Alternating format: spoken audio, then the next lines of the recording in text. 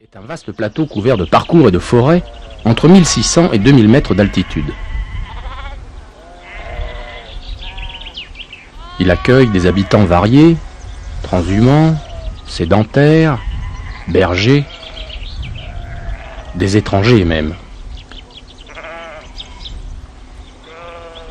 Le Piémont par contre est cultivé, planté. Une partie du terroir est irriguée et porte une agriculture intensive. Partout des maisons, des villages, et aussi quelques petites villes comme Azrou, siège d'une vie active, lieu des échanges et de commerce avec son fameux souk du mardi.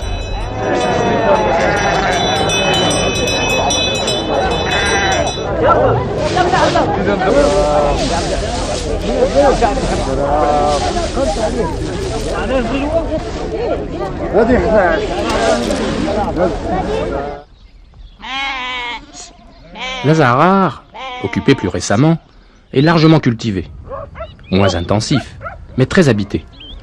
De grosses exploitations agricoles associent la culture des céréales et l'élevage des moutons.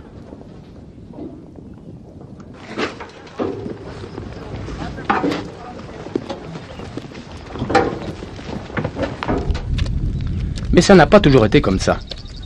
Au début de ce siècle, les éleveurs pratiquaient ici une double transhumance. Ils partaient l'automne et l'hiver en bas, dans l'Azrar, à l'abri des forêts du Piémont. Au printemps, ils remontaient progressivement pour installer leurs tentes l'été venu dans le Jbel, la montagne.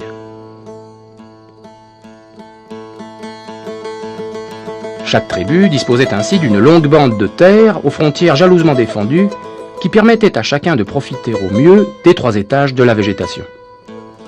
C'est comme ça que s'est constitué le territoire collectif de chaque tribu.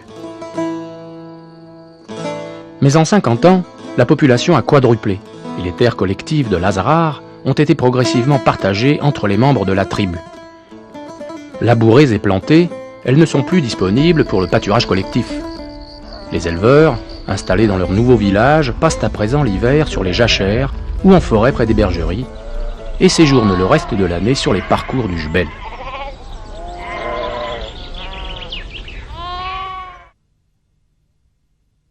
Quatre personnages entrent en scène. Omar, le petit éleveur.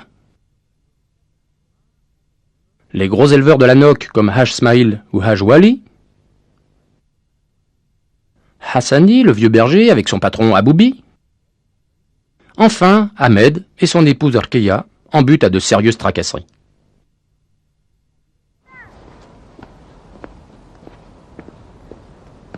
Omar, petit éleveur de la tribu Aïtmouli et donc ayant droit du pâturage collectif, exploite 150 brebis dont une grosse partie en association.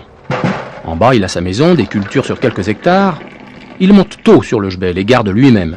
Sa femme reste en bas, retenue par les occupations quotidiennes.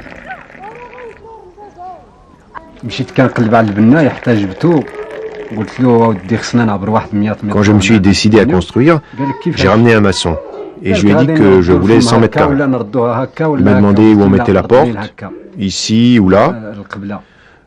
Je lui ai dit vers l'est. On est tombé d'accord, on a mesuré et on a commencé les fondations.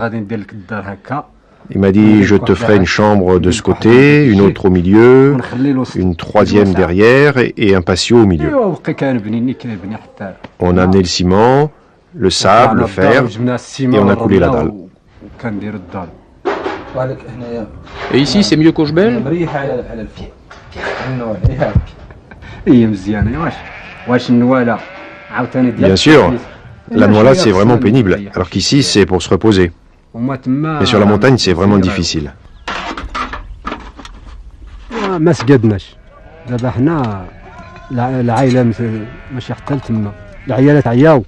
Ma femme ne veut pas monter au Jbel avec moi. Les conditions de vie y sont trop dures. Il faut aller chercher l'eau au loin, il fait froid, et en plus elle a beaucoup de travail en bas. Et si on laisse la maison vide, on risque d'être volé.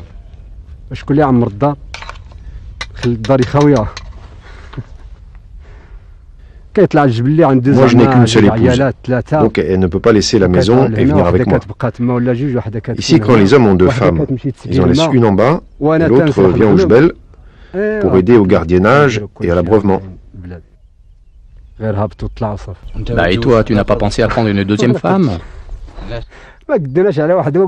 Non, une me suffit. Tu sais, les femmes sont ennuyeuses. Il en manque toujours quelque chose. Elles ne cessent de demander de l'argent, du savon, des vêtements, une belle tente, que sais-je encore. Et moi je ne suis qu'un pauvre berger qui prend des troupeaux en association.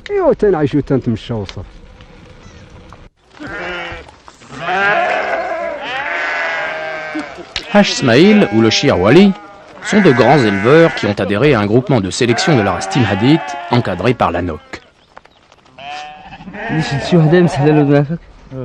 60 124.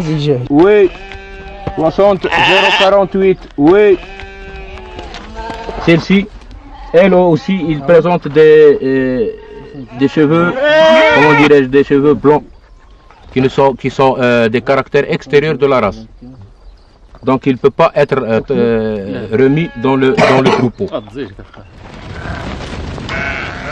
Ils ont de gros troupeaux, plusieurs bergers salariés, de vastes terres très bien mises en valeur, souvent irriguées, semées en céréales, fourrages ou plantées de vergers. Ce sont au demeurant des agriculteurs avisés et très compétents.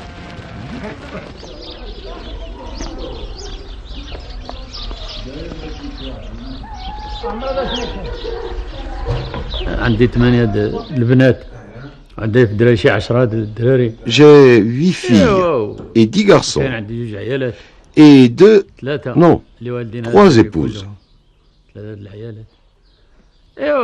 On travaille pour nos enfants, mais Dieu merci, on est très bien. On remercie notre roi. Sans lui, on ne pourrait rien faire. J'ai 200 hectares, dont 80 en irrigué. Je possède des terres à Amras, à Inle, à Zrou, Sidi Adib, Oufra et au Jbel aussi. Dieu merci, nous vivons très bien et on aide même les gens démunis. Avec les ouvriers que j'emploie, je fais vivre 10 familles avec 8 ou 9 enfants chacune. Ils sont tous payés, logés et nourris.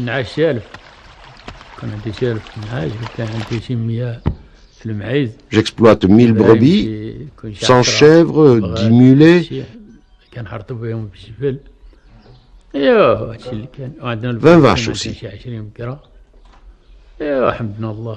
On vit bien.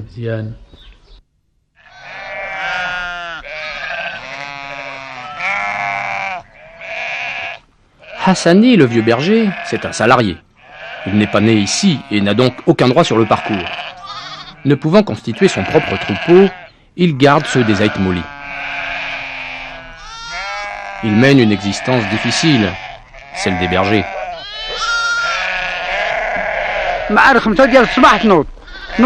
Il faut se réveiller à 5 heures. Tu prépares ton petit déjeuner, tu sépares les agneaux de leur mère dans des cachettes que tu couvres d'une bâche et tu sors tes animaux pour les faire pâturer au loin jusqu'à environ 13h ou 13h30 en les conduisant au point d'eau.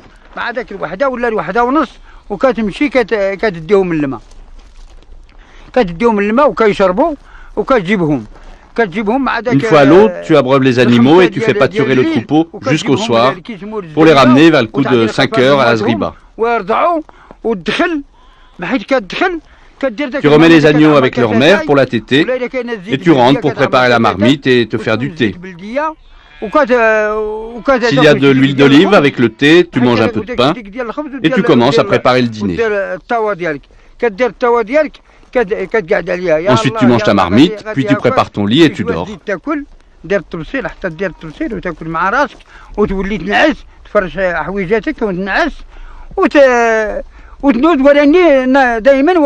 Mais tu restes toujours en alerte.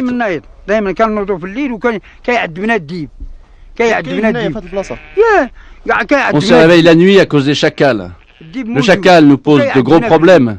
Il y a du chacal ici, beaucoup. Il vient la nuit et on n'arrête pas de crier. Il est passé par là, il est passé par ici. Les chiens, on doit les dresser pour attaquer le chacal.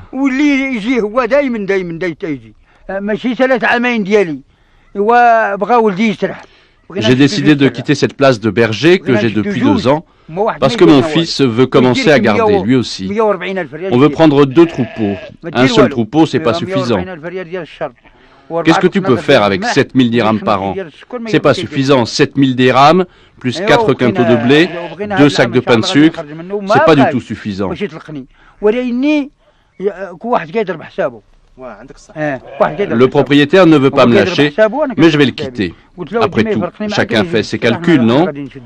Il faut que je le quitte si je veux prendre 2 troupeaux. Les bergers s'embauchent maintenant à 10 000 ou 12 000 dirhams. Mais au salaire de 12 000, il n'y a pas d'avantage en nature. Le berger doit se prendre en charge, il doit acheter ses bottes, ses vêtements, sa nourriture lui-même. Et le propriétaire n'apporte rien. Ahmed, le mari d'Orkia, n'est pas d'ici lui non plus, mais presque. Il est arrivé de la Moulouya avec ses parents il y a près de 30 ans. Il a d'abord exercé le métier de berger et s'est enfin mis à son compte en 1975 avec un troupeau de 80 têtes. Il en compte à présent 400. Excellent éleveur, il est en conflit avec les gens locaux qui lui refusent l'accès au parcours collectif sous le prétexte qu'il n'est pas ayant droit de la communauté. Bravant les interdits, il est installé hiver comme été en montagne dans des abris de fortune démontables et mobiles.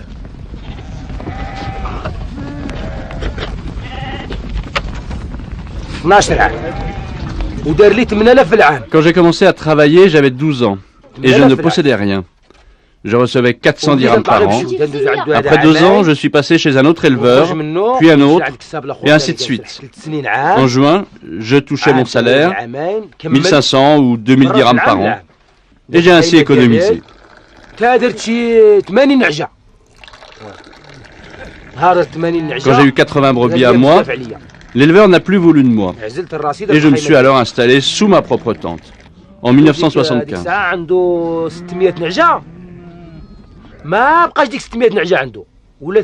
L'éleveur chez qui je travaillais avait 600 têtes, mais maintenant, il n'en a plus que 150. Et moi, j'en ai 400. Alors par jalousie, on veut me chasser de la communauté. Pourquoi?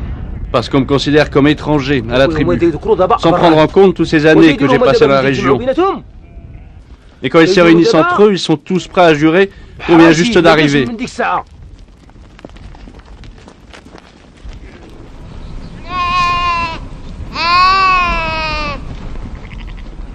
C'est donc en montagne, loin des regards, qu'il se réfugie sous sa nouala en plastique. La vie là-haut est dure et chacun s'active. Comme Orkia, sa femme. Le matin, je prépare le petit déjeuner, on mange ensemble. Puis, je prépare le pain, je fais la lessive, et après le déjeuner, je fais la vaisselle. Je balaye le sol, je décore la nouala, j'allume le feu, puis je prépare le dîner, et ainsi de suite.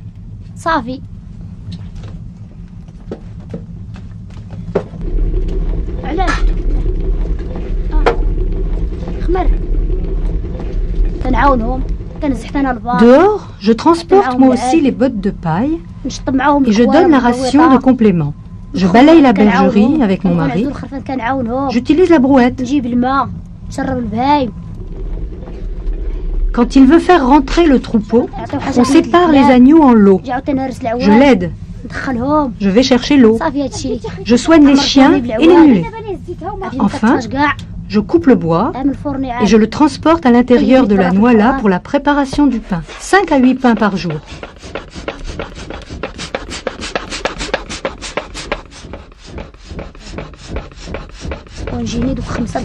On utilise le four traditionnel tous les jours. Et puis le soir, je prépare le dîner. Voilà, c'est tout.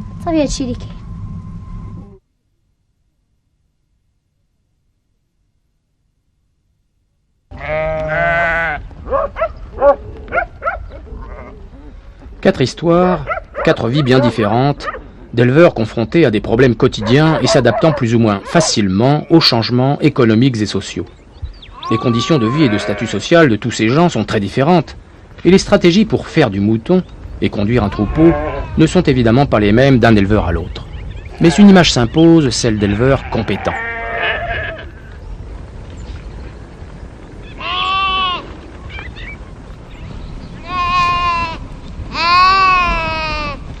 Ces espaces, 1000 fois parcourus, sont connus mètre par mètre, plante par plante.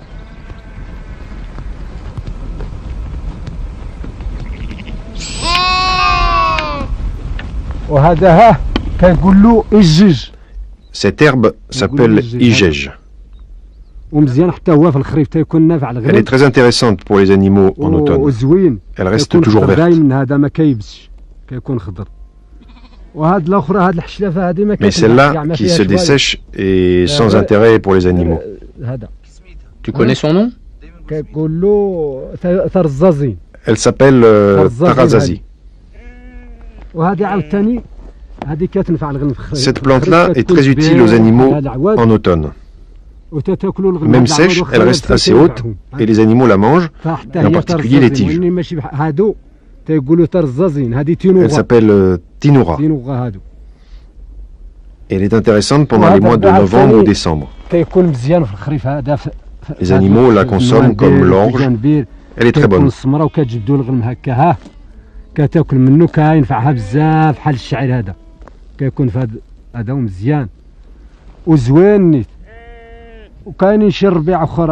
Il y a aussi d'autres herbes, comme celle-là. Quand les brebis ont faim, elles la secouent avec les pattes, comme ça. Elle mange ces parties-là et rejette les parties épineuses. Elle s'appelle Aguerbaz. Cette plante est bonne pour le troupeau. Comment tu l'appelles? En arabe, on l'appelle touchant. Et en berbère, azoukeni.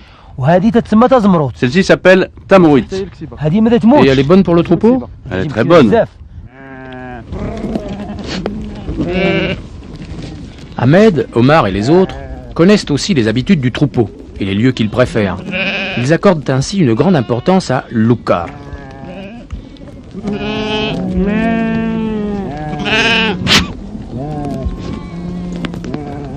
لوكار ديال الكسيبه لوكار ديال الكسيبه دابا انا دازتو واحد العامين الفوق في واحد البلاصه تتعلم الكسيبه على ديك البلاصه. L'Oukar du troupeau. Eh bien, si les animaux passent 2 ans ou plus dans un même lieu, ils commencent à bien connaître cet endroit. Les jeunes et les adultes s'y habituent. تعيش الغلم خير من واحد البلاصه اللي ما علماش علمه على الماء وعلمه على المرقد. Et même si les pauvres en herbe, ils préfèrent leur Oukar à un endroit plus riche parce qu'ils le connaissent. Ils retournent les pierres, grattent avec leurs pieds. تحفروا الا كان شي ولا ارض ناقصه الربيع وداكشي الغلم عايشه واحد الغلم دابا داكشي بالتجربات تنشوفوا دابا الا كانت الغلمه على هاد البلاصه وكانت ناقصه ما نقدروش نديو Il faut au moins 2 ans pour que le troupeau s'accoutume à un tel lieu, qu'il s'habitue à l'eau, à l'endroit où il dort, le mergued, et surtout au pâturage. خصنا لا بغينا نديو ديك البلاصه غادي عامين تجي ناقصه الغنم اكثر من داكشي فاش كانت الغنم غادي تجي ناقصه. On sait ça d'expérience. عاد تولي غنم عاد تولي غنم وما ديك العامين ديال الاولى تتكرف. Et si les animaux ne sont pas en bon état, il faut surtout les laisser dans leur Oukar. Et quand on change de place les 2 premières années, c'est toujours très difficile.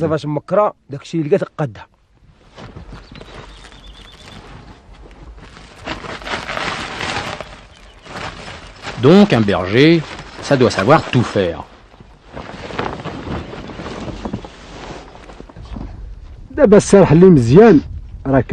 Un bon berger doit bien surveiller son troupeau, bien repérer les animaux malades, ceux qui pâturent, ceux qui ne pâturent pas. Les animaux qui ne pâturent pas, il faut leur examiner la bouche pour voir s'ils ont un problème. Un mauvais berger, il lâche le troupeau, qui commence à courir, il crie ou siffle au troupeau pour le faire revenir, ou demande à un autre berger plus loin de faire revenir le troupeau. Une fois le troupeau revenu, il repart. Un mauvais berger se met derrière le troupeau pour le conduire. Un bon berger doit se mettre devant le troupeau pour le ralentir. Et même quand il veut ralentir le troupeau, il envoie un caillou pour éviter la dispersion des animaux. Le bon berger doit toujours marcher devant le troupeau. Un mauvais berger s'intéresse seulement à comptabiliser le nombre de jours de travail. Il faut observer les animaux un par un. Celle-là est bonne, celle-ci n'est pas bonne. Pourquoi elle n'est pas bonne? A-t-elle besoin de traitement? Je demande après les médicaments. A-t-elle besoin de sel? Je demande après le sel. Même si elle a besoin de compléments alimentaires, je la fais descendre en bas pour mieux la nourrir. Il ne faut pas que je laisse les animaux en mauvais état. Je dois bien prendre soin des animaux. Ou bien je m'en vais pour faire autre chose.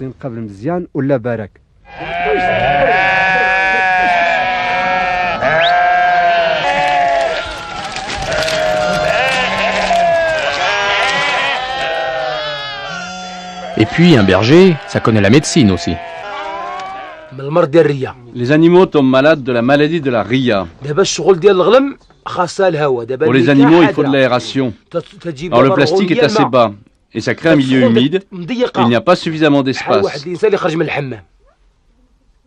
C'est comme une personne qui vient de prendre un bain au hammam et qui en sortant attraperait froid. Les animaux à l'intérieur sont chauds et humides et le fait de sortir à l'extérieur les expose et ils attrapent froid. C'est comme ça qu'ils tombent malades.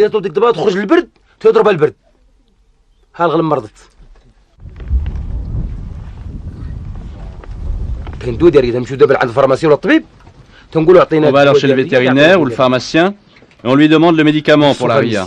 C'est la sofamycine, c'est très bon. Tu vois cette brebis, elle est atteinte d'une maladie du cœur qu'on appelle Boglib. On trouve de l'eau entre les tissus cardiaques et la peau. Malheureusement, on a cherché partout des médicaments, mais on n'a pas trouvé le bon remède. Et les médecines traditionnelles? On traite avec un produit qu'on appelle Katran.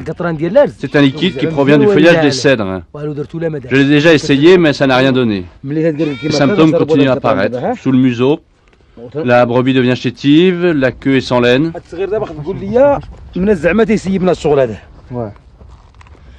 Tu vois, il n'a pas encore pâturé, il n'a pas de dents, mais il a commencé à boire de l'eau.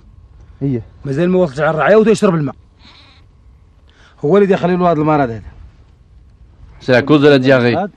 Il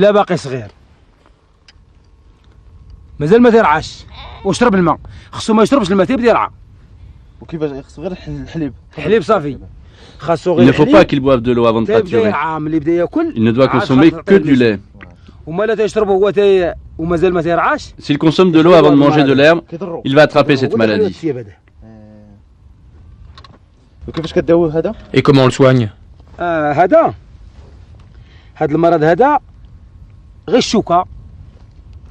On fait des piqûres, on achète ça chez le pharmacien et on le pique ici nous-mêmes.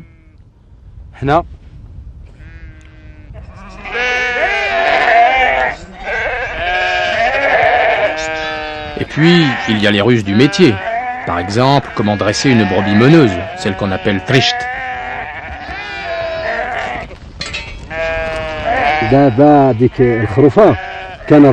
Trisht, je l'éduque depuis l'âge de 4 à 5 mois, depuis qu'elle est une jeune agnelle.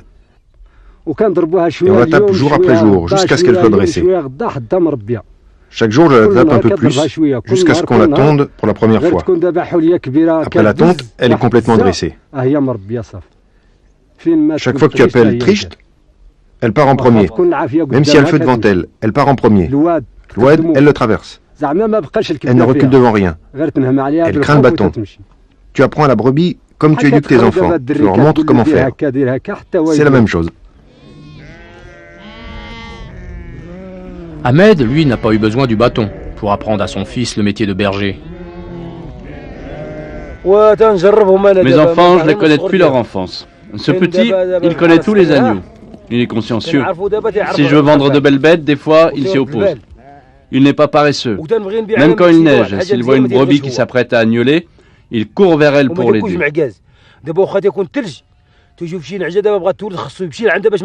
Quand il voit qu'une brebis va mettre bas, il reste à côté d'elle, dans la noix là, jusqu'à ce qu'elle mette bas. Parce que parfois, pour son premier agneau, ou quand elle n'est pas en bon état, elle risque de ne pas avoir assez de force pour expulser l'agneau, qui risque de s'asphyxier. Mon fils, quand il reste auprès de la brebis, il l'assiste de la même façon qu'il m'a vu faire. Quand l'agneau sort sa tête, il soutient la brebis en lui maintenant les pattes pour l'aider à mieux respirer, jusqu'à ce que l'agneau sorte. Et quand on sépare les agneaux des mères, il redonne ensuite l'agneau à sa mère sans se tromper. Il se rappelle de tous les agneaux, même quand ils sont devenus grands. Il est comme ça depuis son enfance. Mais mes autres enfants, il faut toujours les pousser et être derrière eux. Il faut faire ci, il faut faire ça. Ils sont paresseux, pas comme celui-là.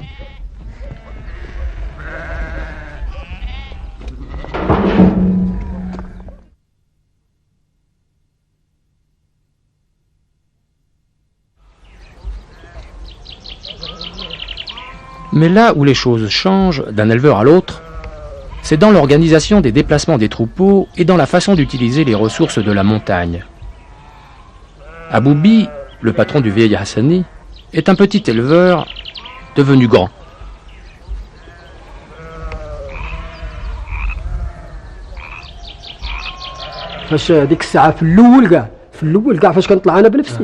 Quand je montais moi-même, je montais en avril, mai, mais plutôt avril. Et j'y restais car je ne faisais pas d'agriculture. Depuis que j'ai commencé à labourer, j'en vois des bergers qui ont des familles. En hiver, les grandes tentes sont dressées en bas, mais les animaux restent là-haut. S'il neige, les bergers descendent des troupeaux. Quand la neige fond, les troupeaux remontent. C'est ce qu'on fait depuis bien longtemps. Tout le monde faisait la même chose. S'il neigeait, il était indispensable que les troupeaux redescendent ici, parce que là-haut, il n'y avait pas de bergerie. Mais ces derniers temps, du côté des Aïtouahi, là où campe le mari de Rkiya, les gens ont commencé à construire des noilas au bord de la forêt, pour abriter les troupeaux de la neige. Il y a donc maintenant deux grands types d'éleveurs, radicalement différents. Des sédentaires fixés en montagne et des transhumants, utilisateurs temporaires du jbel. Les sédentaires du jbel sont ces gens venus d'ailleurs et en principe interdits de parcours collectif comme Ahmed et Rkiya et qui sont condamnés à rester là-haut tant qu'ils n'auront pas acheté de terrain en bas. Mais il y a aussi les propriétaires du bas qui installent en haut un berger quand ils en ont les moyens ou un fils cadet quand ils sont trop serrés en bas. Deuxième grand type, les transhumants. Il faut distinguer les petits propriétaires comme Omar, qui garde lui-même et utilise les parcours du jbel et de la forêt plus de 8 mois par an, et les gros éleveurs comme ceux de la Noc, dont les troupeaux sont nourris l'hiver en bas dans des bergeries, et qui envoient leurs troupeaux au jbel menés par des bergers, comme le vieil Hassani par exemple, pour des périodes un peu moins longues. La manière de conduire les troupeaux varie donc d'un type d'éleveur à l'autre. Les gros éleveurs de la Noc élèvent en général deux types de troupeaux. Un troupeau de sélection pour produire des reproducteurs de race Timhadit, mâles, femelles, et un ou plusieurs troupeaux commerciaux.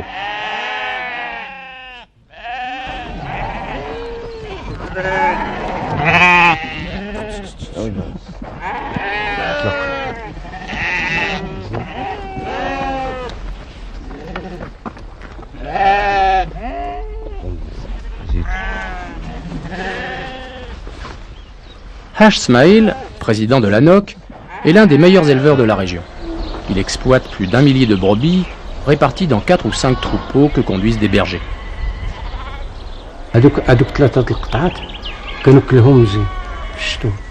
Mes troupeaux à Noc, je les nourris bien en hiver et je les traite bien pour que je puisse avoir des agneaux précoces au mois de septembre de l'année qui suit.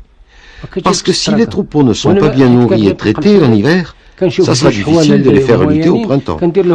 Avant de lâcher les béliers, je fais entrer dans les troupeaux 2 béliers avec des tabliers marqueurs qui empêchent la saillie. Ils m'indiquent si les brebis veulent bien du bélier ou pas. Quand je vois que les brebis sont prêtes pour la lutte, je lâche les béliers. À ce moment, je divise les troupeaux en 3 groupes. Je choisis de très bons béliers. Quand la commission de sélection passe, elle voit les produits et leurs pairs. Le bélier qui donne des produits classés premier ou deuxième, je le retiens. Celui qui donne des produits troisième, je ne le garde pas.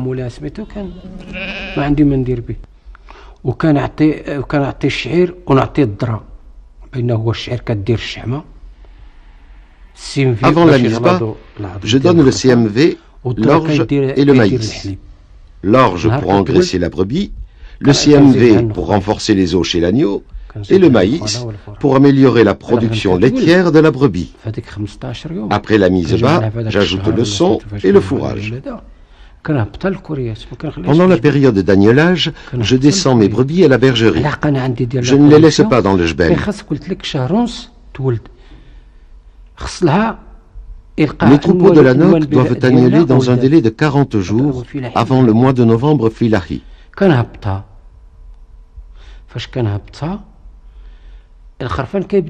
Quand les animaux sont dans les bergeries, je donne aux agneaux du foin de luzerne au début.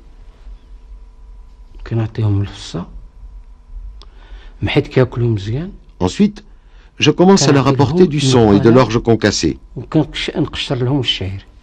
Au bout de 3 à 4 mois, c'est-à-dire en janvier et février, je les fais pâturer de l'orge en verre pendant 2 à 3 heures pour les préparer à la montée au jbel avec leur mère.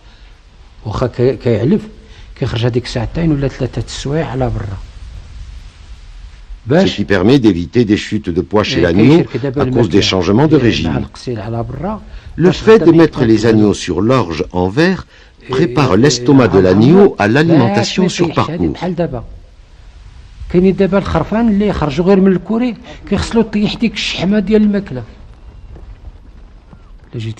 Au total, je supplémente 7 mois par an.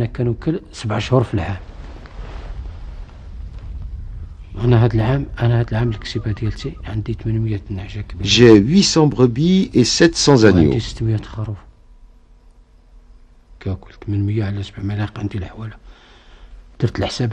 Je viens de faire les comptes. J'ai dépensé 300 000 dirhams de nourriture. Le fourrage, je ne l'achète pas. Je le produis sur mes terres. L'orge en grain, j'en produis la moitié.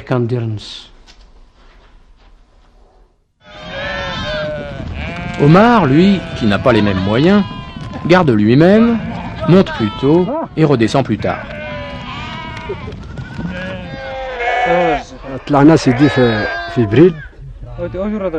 On est monté au jbel, moi et mes neveux, en avril. Mais je descends de temps en temps en bas pour 2 ou 3 jours. Et mon fils, qui garde des antenais à la maison, qui s'occupe du maraîchage et des céréales, vient me remplacer. Ou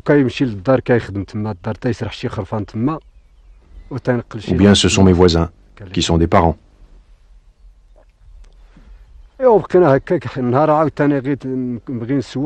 Je descends tous les 15 jours, ou une fois par mois, pour aller au souk ou au hammam. On subdivise le troupeau en 2 lots. Les brebis montent et les antenais restent et sont nourris avec l'orge en verre. Et s'il pleut, on les fait rentrer à la bergerie. Donc, on se débrouille.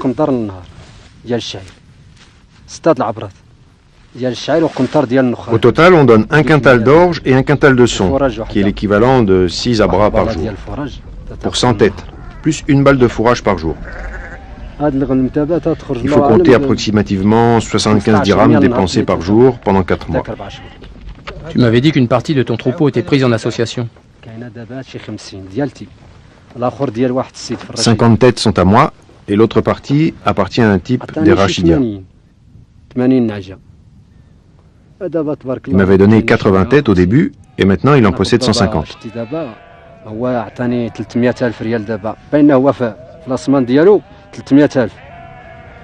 Il me donne au début 1500 dirhams pour acheter les aliments, et puis quand on partagera les bénéfices, il soustraira cette part initiale, et le reste, on le partagera tous les deux.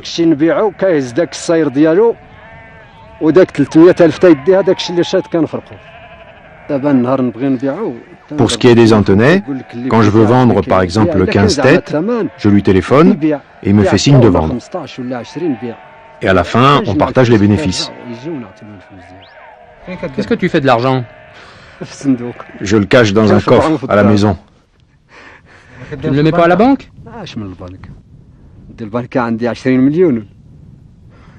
Tu crois que j'ai 20 millions pour les mettre à la banque?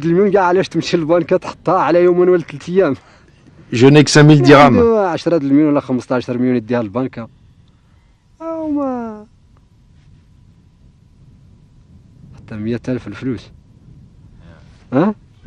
Je te jure que je peux rien faire avec. En 2 soupes, il ne me reste plus rien à dépenser.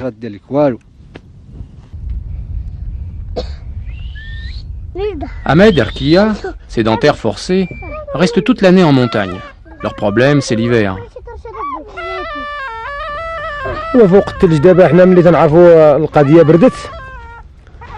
À l'approche de l'hiver, on essaye de stocker tout ce qui est nécessaire à l'alimentation du troupeau. Les balles d'avoine, le fourrage, pour une durée de 4 mois. En hiver, on travaille même la nuit. On dégage la neige sur le toit de la tente, on crée des sentiers. Tous les soirs, on surveille l'état des piquets qui la soutiennent. Ici, il y a trop de neige, plus d'un mètre souvent.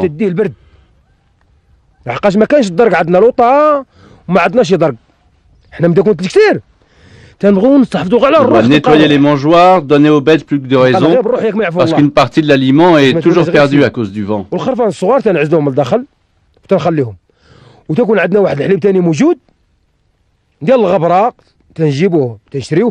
Les agneaux doivent être abrités à l'intérieur de la bergerie.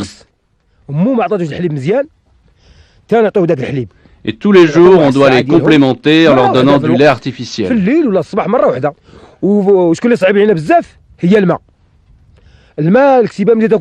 qui est difficile ici en hiver, c'est l'eau. Une fois que la brebis a mangé la paille ou le fourrage, elle a envie de boire. Mais on n'a jamais assez d'eau, car même si on en stocke, dans des citernes, elle gèle. On en a juste assez pour la famille.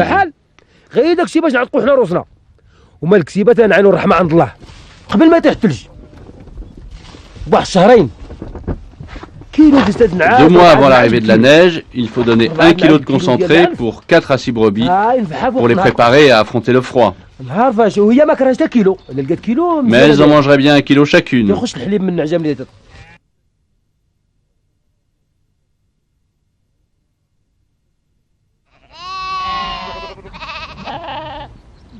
Tous les éleveurs sont d'accord là-dessus. L'agneau précoce d'automne, le Bekri, c'est le meilleur. Comment s'y prendre pour avoir des naissances précoces? Il faut savoir que les brebis ne sont pas fertiles en hiver. Pour obtenir un agneau Bekri, né en octobre, il faut donc que les brebis soient saillies 5 mois plus tôt, donc en mai. Mais pour être fertile et entrer en chaleur en mai, il faut qu'elle soit en bon état, donc bien nourrie l'hiver qui précède, et qu'elle n'ait pas agnolé trop tard pour avoir le temps de se refaire, comme on dit.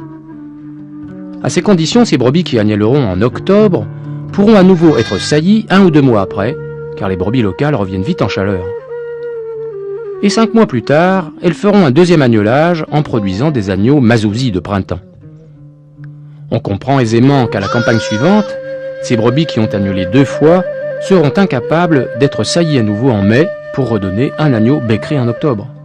De fait, saillies en août, elles ne réagneleront qu'en janvier de l'année suivante pour produire un agneau d'hiver, le Wasti. Dans un tel système, une brebis bien nourrie peut donc faire 2 agnelages. La première année, Bekri suivi de mazouzi, et 1 l'année suivante, le Wasti. Soit 3 agnelages en 2 ans, séparés de 7, puis 8, puis 9 mois. En vérité, les bons éleveurs partagent leur troupeau en 2 lots. Quand l'un est composé de brebis qui vont agneler tôt et faire de l'agneau Bekri, l'autre est décalé vers le Wasti et ne fera du Bekri que l'année suivante. Et les brebis fatiguées dont l'état est médiocre et qui, n'ayant pu récupérer, n'ont pas été saillies, pourront glisser d'un lot de lutte à l'autre et ne pas rater une année complète. On a donc chaque année avec ce système des agneaux des 3 types, et notamment des Bekri, et la possibilité de vendre dans les périodes les plus favorables. Les premiers souks de février-mars, la fête du mouton qui pour le moment est au printemps, la période des moissons et la fin de l'année.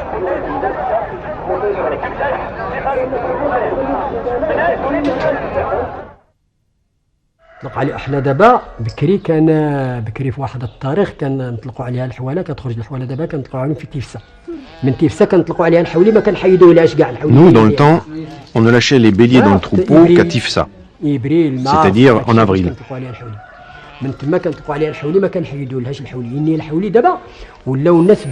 Maintenant, avec l'utilisation du concentré, les béliers sont réintroduits plus tôt.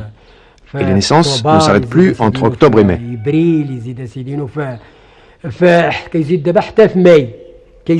إن الناس دابا كيديروا كيعطيو العلف ويعطيو الدواء ويعطيو الفراج والكوريات. الخروف دائما زايد فيها. تعرف إلا كاينه عندك غير 400 نعجه. Si tu as 400 brebis, au bout d'une année, tu auras 800 agneaux. Tout à l'heure, quand je vous avais dit qu'il y avait 350 brebis qui ont agnolé, eh bien le reste des brebis va remettre bas une deuxième fois, grâce à une bonne alimentation, des traitements sanitaires et une bonne conduite du troupeau. Mais si je suis négligent, il y aura beaucoup de pertes.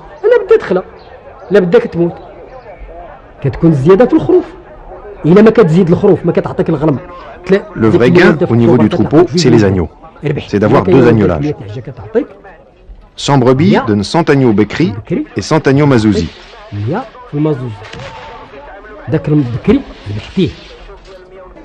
Les agneaux Bekri, c'est un gain.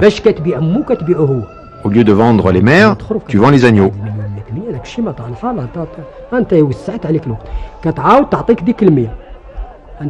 100 agneaux peuvent rapporter 70 000 dirhams que tu peux utiliser pour couvrir plusieurs dépenses.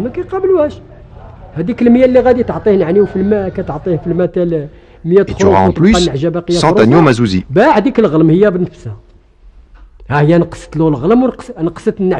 En définitive, tu as 200 agneaux. Les gens paresseux, au contraire, au lieu d'avoir des Bekri, ils vendent une partie des brebis pour couvrir les dépenses ménagères et le remboursement du crédit agricole. Alors, comment nourrir les bêtes? Chez Haj Smaïl, il y a 2 logiques. Celle du troupeau prestige de sélection suivi par la NOC, sur lequel il ne fait qu'un seul agnolage, et les autres sur lequel il fait 2 agnolages et de l'argent. أنا عندي هذا العام الغنم اللي ماشي ديال لا كوميسيون واحد 300 نعجة. Personnellement, dans le troupeau qui n'est pas celui de la commission, j'ai 300 brebis qui ont donné des Bekri. 3 mois après la mise bas, je les ai fait lutter de nouveau et je vais avoir un deuxième annelage pour ces 300 brebis.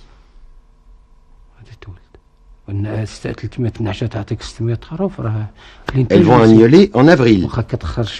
Si 300 brebis te donnent 600 agneaux, c'est une bonne production, même si tu dois dépenser un peu plus d'argent en alimentation. Et dans tout mon troupeau, 7 brebis seulement n'ont pas agnolé. C'est incroyable, mais c'est vrai.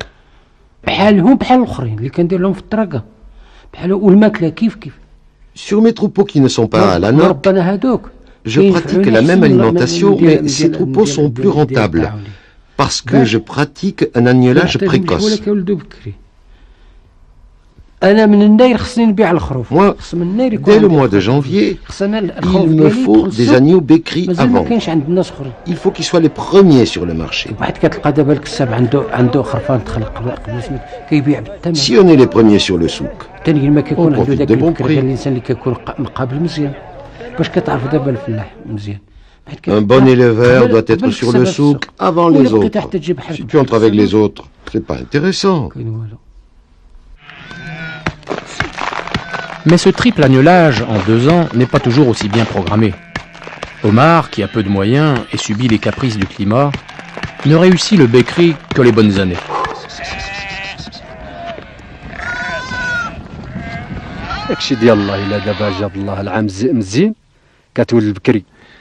Tout dépend de Dieu.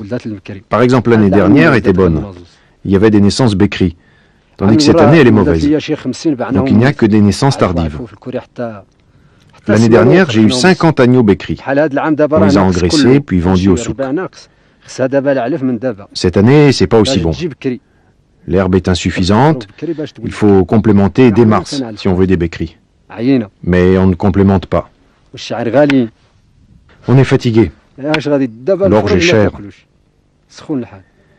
Qu'est-ce que tu veux?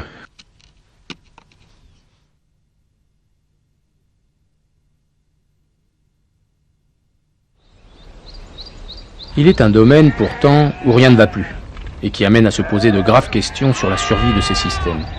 C'est celui de l'environnement et de la gestion des parcours hors forêt et en forêt.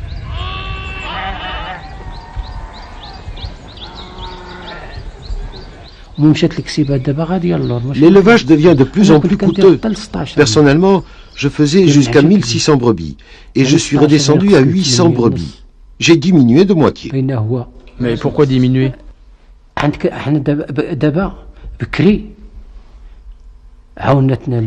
Avant, les parcours étaient suffisants. Nous utilisions la forêt et les éleveurs n'étaient pas très nombreux. Maintenant, les eaux et forêts ont repris leur territoire.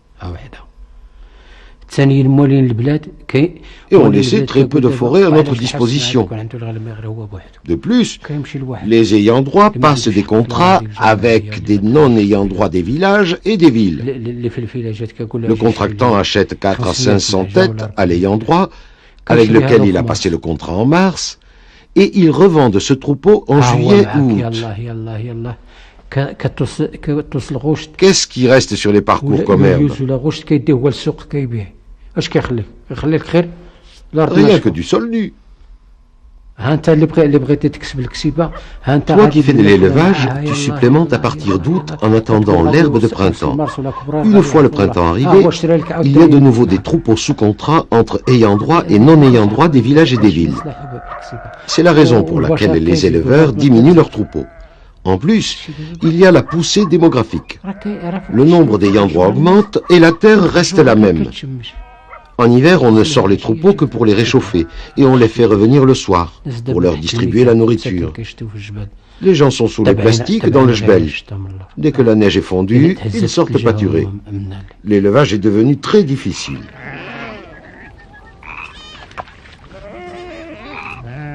Haj Smaïl évoque alors le système traditionnel de l'Agdal, qui consistait à mettre en réserve, en hiver et au printemps, certains parcours pour ne les réouvrir qu'au mois de juin ou juillet.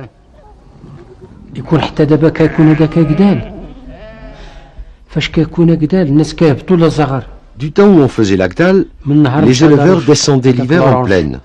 Mais depuis que le rang Chadarouche s'est installé là-bas, il n'y a plus d'Agdal. Avant, dès octobre ou novembre, plus personne ne restait dans le jbel. C'était vide, presque désert. Tu craignais de passer dans le jbel. Les éleveurs ne remontaient dans le jbel qu'en avril-mai. Et quand les éleveurs montaient au jbel, la hauteur de l'herbe était de 20 cm. Une autre cause à la disparition de l'Agdal, c'est la construction des abris dans le jbel. Les parcours du jbel commencent à être utilisés le long de l'année, soit par le biais des abris, soit par le biais des noilas. Les terres de parcours collectives sont devenues comme le visage qu'on rase chaque jour. Il ne reste plus rien sur ces parcours. En forêt, le constat est encore plus sévère. Si le pâturage de l'herbe est permis dans certaines parties, l'ébranchage est partout interdit. Mais pour tous ceux qui passent l'hiver là-haut, l'aliment apporté par les feuillages est indispensable, malgré la surveillance exercée par les forestiers. يديروا شي داروا 100 شي مليون شي 300 ألف شي كل واحد وقانون ديالو ولكن غير الباطل. Tout le monde paye des PV ici, mais sans raison. Si c'était nous qui détruisions la forêt, d'accord pour l'amende, mais on n'a rien fait. Si le forestier veut attraper les coupables, qu'ils viennent quand il neige.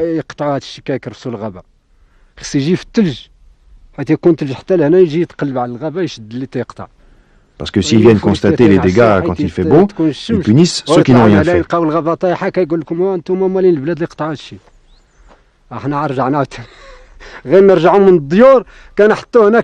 Juste après notre arrivée en montagne au printemps, ils viennent et nous accusent de détruire la forêt.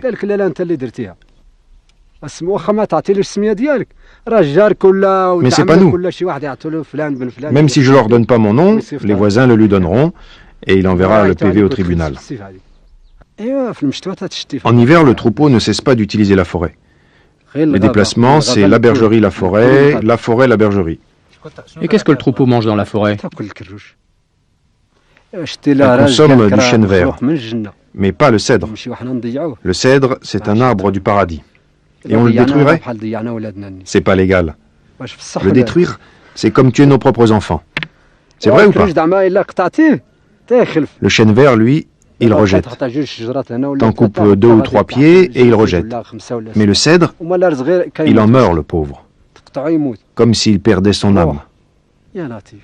Non, c'est pas possible. Je ne peux pas en couper. Et si je vois quelqu'un le faire, je le dénonce au forestier. Ça nuit à l'État. Après tout, le Maroc vide sa forêt. C'est pas vrai?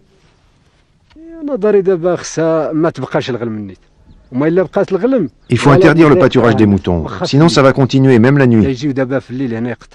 La nuit? Oui, la nuit. Les bergers montent dans les arbres, comme des singes, pour couper les feuillages du cèdre jusqu'à la cime. Ils coupent les branches du haut jusqu'en bas, puis ils étalent sur le sol pour que les animaux les pâturent. Et quand ils ont mangé, ils repartent. Et ils recommencent le lendemain et le surlendemain. Ils coupent comme ça 3, 4, 5 arbres par jour. Alors évidemment, la forêt disparaît. Ce ne sont pas les gens d'ici qui coupent le cèdre. Nous, on coupe seulement le chêne vert en bas, quand il y a de la neige. On en coupe 2 ou 3 branches qu'on ramène à la bergerie. Mais tu ne coupes pas l'arbre à ras au niveau de la racine. Mais ces gens-là abusent de la forêt. D'Ainle jusqu'à Ifran, tout est tombé par terre, jusqu'à Bouiriten. Là où il y a une belle forêt, elle est détruite. Et toi, qu'est-ce que t'en penses? Pour moi, si on est vraiment en démocratie, il faut massacrer ces types. Si on en attrape un, il faut lui couper les mains, ou lui couper la tête, ou lui crever les yeux, ou lui couper la langue, pour qu'il ne recommence plus. Si ces types veulent bien alimenter leurs troupeaux, qu'ils achètent du fourrage, ou qu'ils prennent en location un terrain domanial, en organisant les coupes, quelques branches ici, quelques branches là, au lieu de massacrer tous les arbres.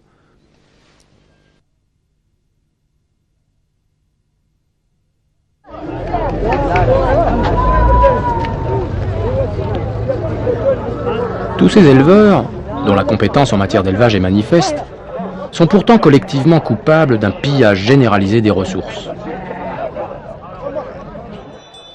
Coupables certes, mais pas vraiment responsables. Faudrait-il les tenir pour responsables de l'installation du ranch à Darouche, de la fermeture des Agdal? Responsables de l'inflation des effectifs dopée par l'arrivée des camions, la distribution d'aliments et des médicaments? Responsable de l'intrusion des capitaux urbains par le biais des associations ou du flou juridique pour tout ce qui touche au statut collectif? Non, bien sûr.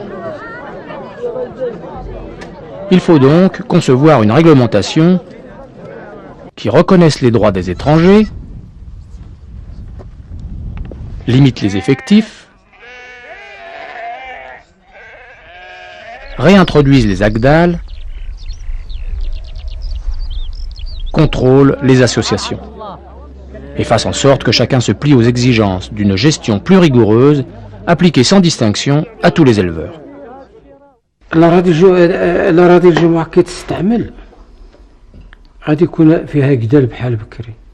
Il faut reprendre la pratique de l'Agdal, comme avant, sur les terres des Aït Mouli, qui sont en bon état.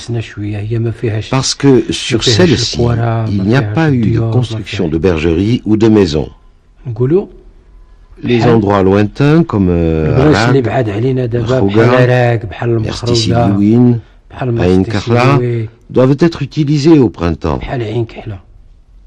Les éleveurs ne doivent pâturer les parcours de Nerten, Afnourir et Tachmout qu'au mois de juin ou juillet.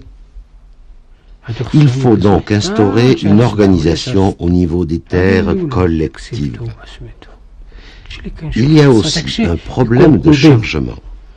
On dit qu'un hectare sur une année ne peut pas supporter plus de 10 à 20 brebis. Maintenant, on y met 200 brebis par hectare et par an. Il faut une limitation des effectifs. Et tu es prêt à réduire tes effectifs?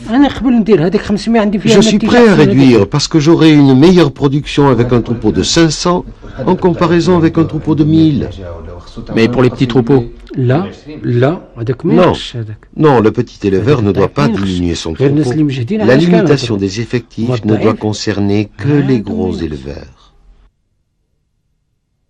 Bon, paroles en l'air, ou promesses d'un règlement futur qui tienne compte des avis de chacun, pour la mise en place d'une organisation durable, dont les éleveurs sont certes la tête, mais les bergers les jambes.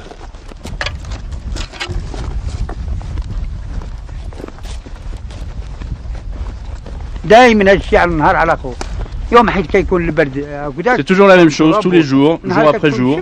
Quand il fait froid, on chausse les bottes. Quand il fait chaud, on met les chaussures. Maintenant, s'il faisait froid, je reviendrai à la guitoune pour mettre les bottes. Cette région est très difficile.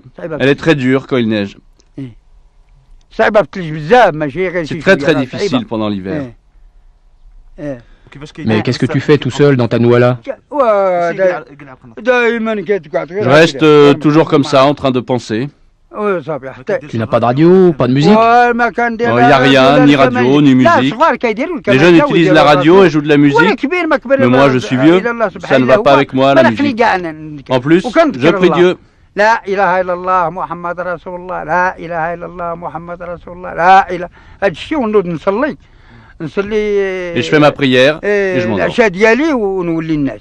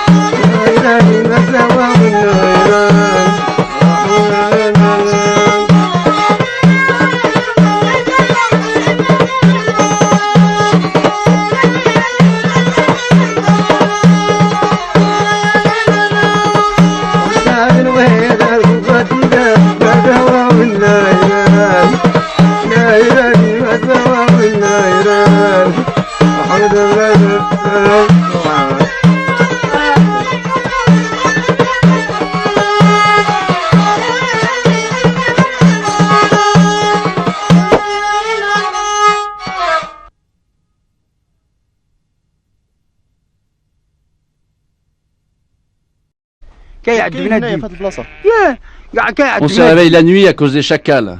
Le chacal nous pose de gros problèmes. Il y a du chacal ici, beaucoup. Il vient la nuit et on n'arrête pas de crier. Il est passé par là, il est passé par ici. Les chiens, on doit les dresser pour attaquer le chacal.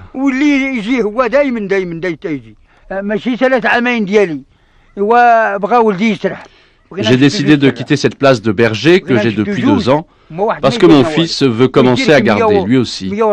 On veut prendre 2 troupeaux. Un seul troupeau, c'est pas suffisant. Qu'est-ce que tu peux faire avec 7000 dirhams par an?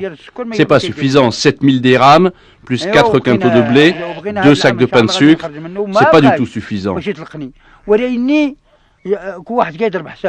Le propriétaire ne veut pas me lâcher, mais je vais le quitter. Après tout, chacun fait ses calculs, non? Il faut que je le quitte si je veux prendre 2 troupeaux. Les bergers s'embauchent maintenant à 10 000 ou 12 000 dirhams. Mais au salaire de 12 000, il n'y a pas d'avantage en nature. Le berger doit se prendre en charge, il doit acheter ses bottes, ses vêtements, sa nourriture lui-même. Et le propriétaire n'apporte rien. Ahmed, le mari de Rkia, n'est pas d'ici lui non plus, mais presque. Il est arrivé de la Moulouya avec ses parents il y a près de 30 ans. Il a d'abord exercé le métier de berger et s'est enfin mis à son compte en 1975 avec un troupeau de 80 têtes. Il en compte à présent 400. Excellent éleveur, il est en conflit avec les gens locaux qui lui refusent l'accès au parcours collectif sous le prétexte qu'il n'est pas ayant droit de la communauté. Bravant les interdits, il est installé hiver comme été en montagne dans des abris de fortune démontables et mobiles.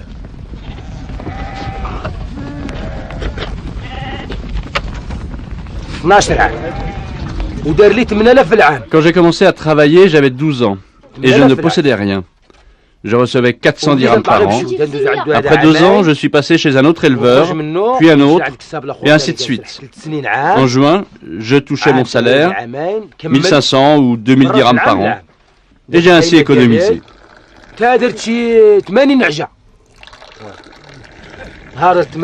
j'ai eu 80 brebis à moi, l'éleveur n'a plus voulu de moi, et je me suis alors installé sous ma propre tente, en 1975.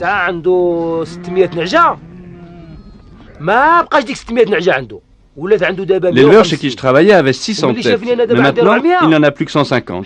Et moi j'en ai 400. Alors par jalousie, on veut me chasser de la communauté. Pourquoi? Parce qu'on me considère comme étranger à la tribu, sans prendre en compte toutes ces années que j'ai passées dans la région. Et quand ils se réunissent entre eux, ils sont tous prêts à jurer qu'on vient juste d'arriver.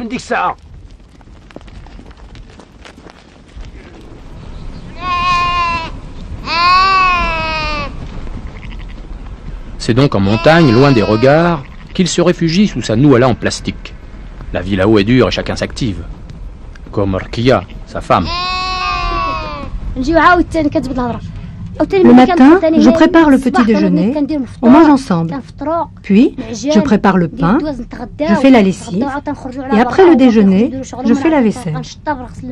Je balaye le sol, je décore la nouala, j'allume le feu, puis je prépare le dîner, et ainsi de suite.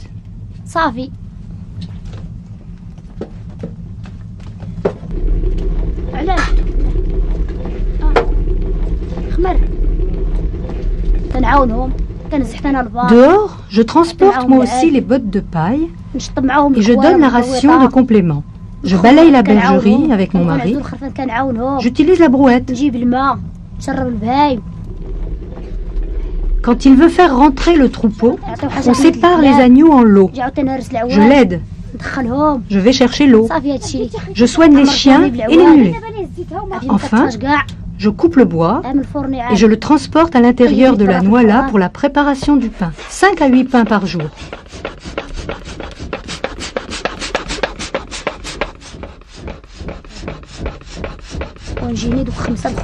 On utilise le four traditionnel tous les jours. Et puis le soir, je prépare le dîner. Voilà, c'est tout.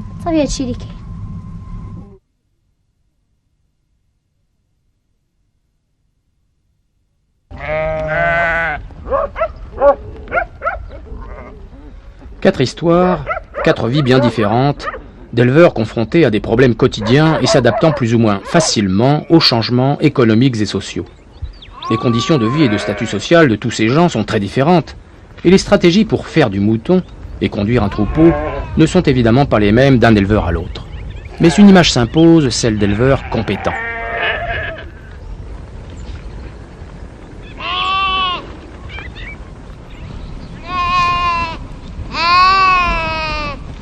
Ces espaces, 1000 fois parcourus, sont connus mètre par mètre, plante par plante.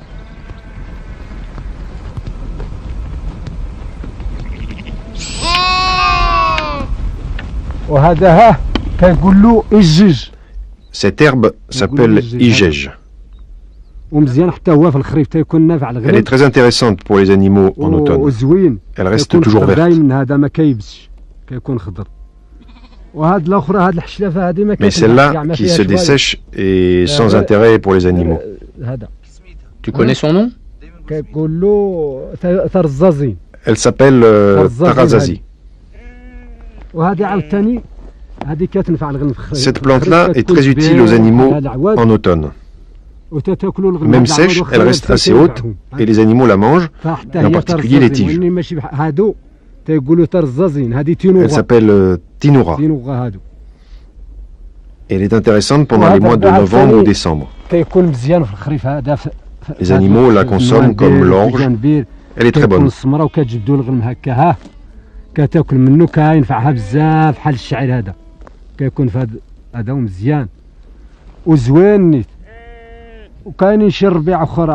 Il y a aussi d'autres herbes, comme celle-là. Quand les brebis ont faim, elles la secouent avec les pattes, comme ça. Elle mange ces parties-là et rejette les parties épineuses. Elle s'appelle aguerbaz. Cette plante est bonne pour le troupeau. Comment tu l'appelles? En arabe, on l'appelle touchant. Et en berbère, azoukeni. Celle-ci s'appelle tamrouit. Et elle est bonne pour le troupeau? Elle est très bonne. Ahmed, Omar et les autres connaissent aussi les habitudes du troupeau et les lieux qu'ils préfèrent. Ils accordent ainsi une grande importance à l'oukar.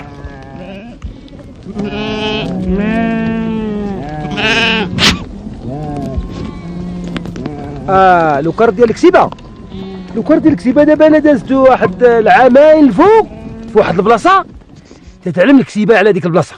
L'oukar du troupeau.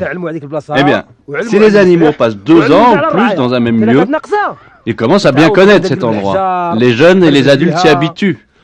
تعيش الغلم خير من واحد البلاصه اللي ما علماش علمه على الماء وعلمه على المرقد.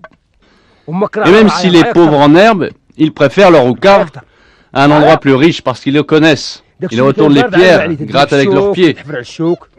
تحفروا الا كان شي ولا ارض ناقصه الربيع وداكشي الغلم عايشه واحد الغلم دابا داكشي بالتجربات تنشوفوا دابا الا كانت الغلم على هذه البلاصه وكانت ناقصه ما نقدروش نديو Il faut au moins 2 ans pour que le troupeau s'accoutume à un tel lieu, qu'il s'habitue à l'eau, à l'endroit où il dort, le mergued, et surtout au pâturage.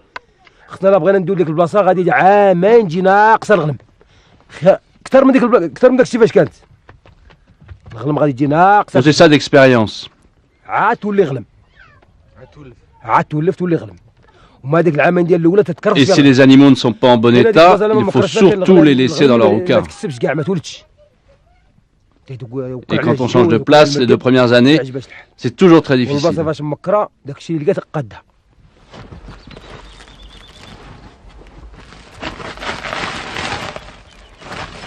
Donc un berger, ça doit savoir tout faire.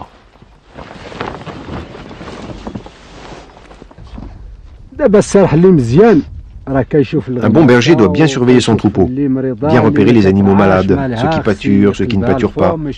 Les animaux qui ne pâturent pas, il faut leur examiner la bouche pour voir s'ils ont un problème. Un mauvais berger il lâche le troupeau qui commence à courir, puis crie ou siffle au troupeau pour le faire revenir, ou demande à un autre berger plus loin de faire revenir le troupeau. Une fois le troupeau revenu, il repart. Un mauvais berger se met derrière le troupeau pour le conduire. Un bon berger doit se mettre devant le troupeau pour le ralentir. Et même quand il veut ralentir le troupeau, il envoie un caillou pour éviter la dispersion des animaux. Le bon berger doit toujours marcher devant le troupeau. Un mauvais berger s'intéresse seulement à comptabiliser le nombre de jours de travail. Il faut observer les animaux un par un. Celle-là est bonne, celle-ci n'est pas bonne. Pourquoi elle n'est pas bonne? A-t-elle besoin de traitement? Je demande après les médicaments. A-t-elle besoin de sel? Je demande après le sel. Même si elle a besoin de compléments alimentaires, je la fais descendre en bas pour mieux la nourrir. Il ne faut pas que je laisse les animaux en mauvais état. Je dois bien prendre soin des animaux. Ou bien je m'en vais pour faire autre chose.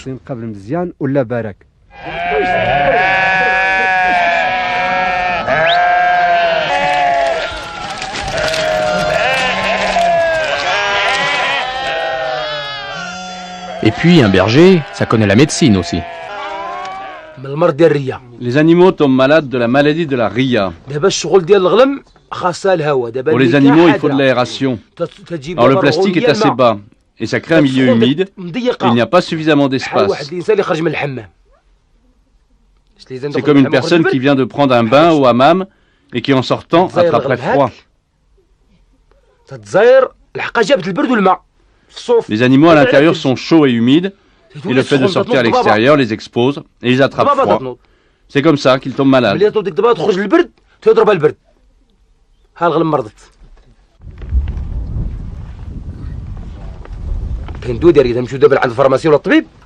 On va alors chez le vétérinaire ou le pharmacien et on lui demande le médicament pour la ria.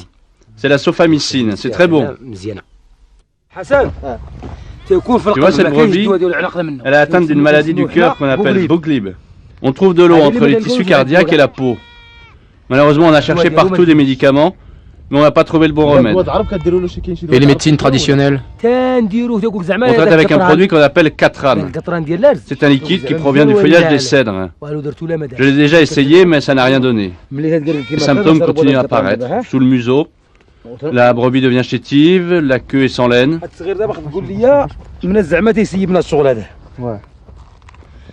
Tu vois, il n'a pas encore pâturé, il n'a pas de dents, mais il a commencé à boire de l'eau.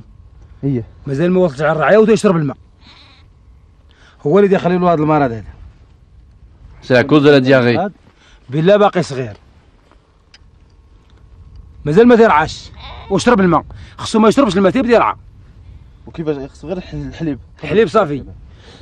ne faut pas qu'il boive de l'eau avant de pâturer. Il ne doit consommer que du lait. S'il consomme de l'eau avant de manger de l'herbe, il va attraper cette maladie. Et comment on le soigne?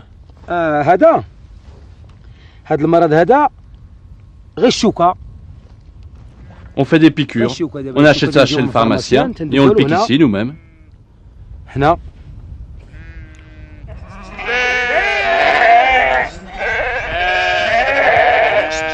Et puis, il y a les ruses du métier. Par exemple, comment dresser une brebis meneuse, celle qu'on appelle trisht.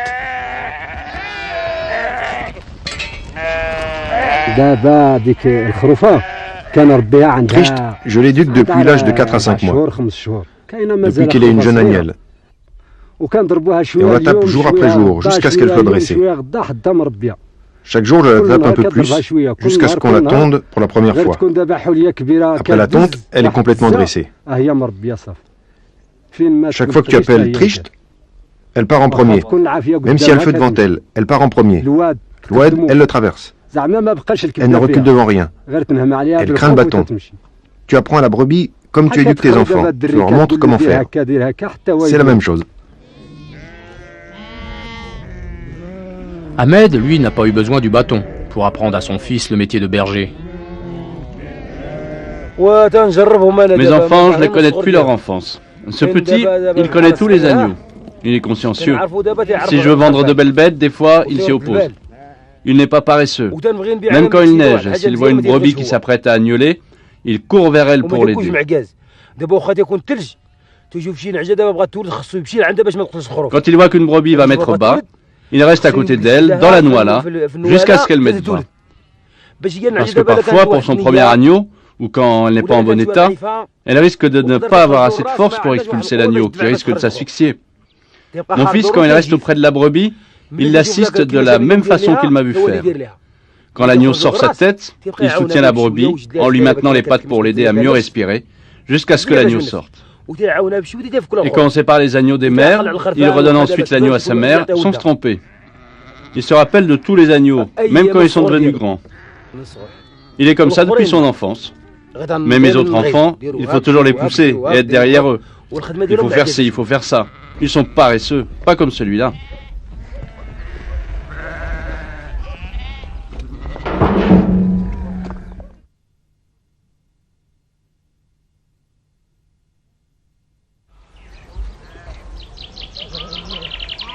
Mais là où les choses changent d'un éleveur à l'autre, c'est dans l'organisation des déplacements des troupeaux et dans la façon d'utiliser les ressources de la montagne. Aboubi, le patron du vieil Hassani, est un petit éleveur devenu grand.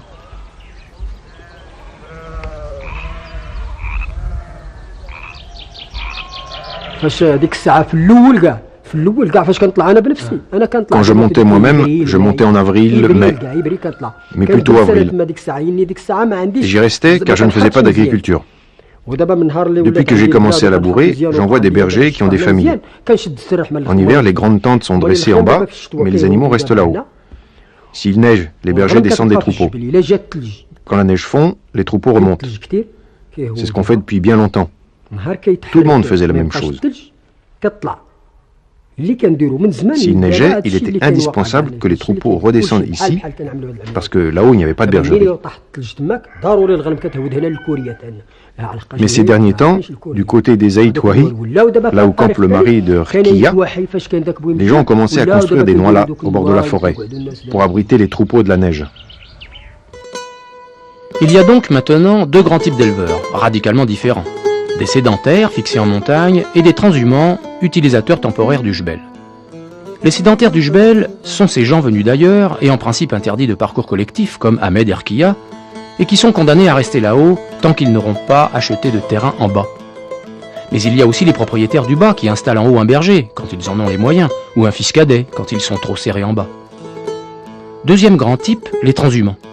Il faut distinguer les petits propriétaires comme Omar, qui garde lui-même et utilise les parcours du jbel et de la forêt plus de 8 mois par an, et les gros éleveurs comme ceux de la Noc, dont les troupeaux sont nourris l'hiver en bas dans des bergeries, et qui envoient leurs troupeaux au jbel menés par des bergers, comme le vieil Hassani par exemple, pour des périodes un peu moins longues.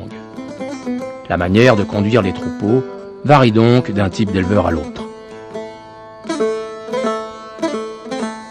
Les gros éleveurs de la Noc élèvent en général deux types de troupeaux. Un troupeau de sélection pour produire des reproducteurs de race Timhadit, mâles, femelles, et un ou plusieurs troupeaux commerciaux.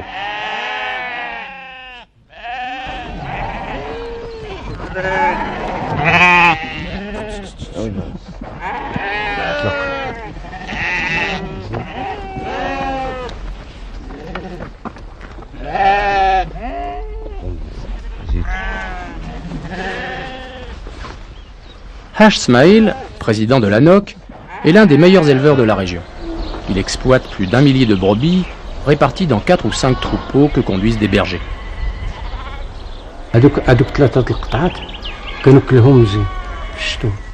Mes troupeaux à Noc, je les nourris bien en hiver et je les traite bien pour que je puisse avoir des agneaux précoces au mois de septembre de l'année qui suit. Parce que si les troupeaux ne sont pas bien nourris et traités en hiver, ça sera difficile de les faire relutter au printemps. Avant de lâcher les béliers, je fais entrer dans les troupeaux 2 béliers avec des tabliers marqueurs qui empêchent la saillie. Ils m'indiquent si les brebis veulent bien du bélier ou pas. Quand je vois que les brebis sont prêtes pour la lutte, je lâche les béliers. À ce moment, je divise les troupeaux en 3 groupes. Je choisis de très bons béliers. Quand la commission de sélection passe, elle voit les produits et leurs pairs. Le bélier qui donne des produits classés premier ou deuxième, je le retiens. Celui qui donne des produits troisième, je ne le garde pas.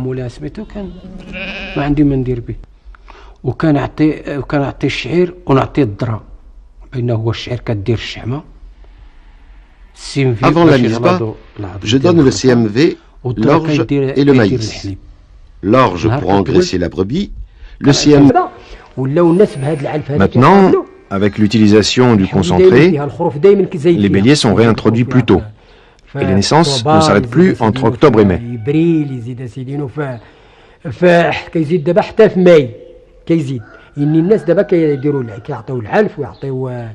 الدواء ويعطوا الفراج والكوريات الخروف دائما زايد فيها تعرف الا كاينه عندك غير 400 نعجه.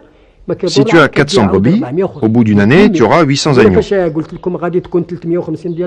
Tout à l'heure, quand je vous avais dit qu'il y avait 350 brebis qui ont annulé, eh bien le reste des brebis va remettre bas une deuxième fois, grâce à une bonne alimentation, des traitements sanitaires et une bonne conduite du troupeau. Mais si je suis négligent, il y aura beaucoup de pertes.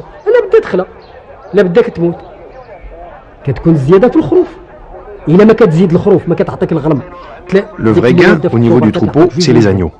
C'est d'avoir 2 agnolages. 100 brebis donnent 100 agneaux Bekri et 100 agneaux Mazouzi.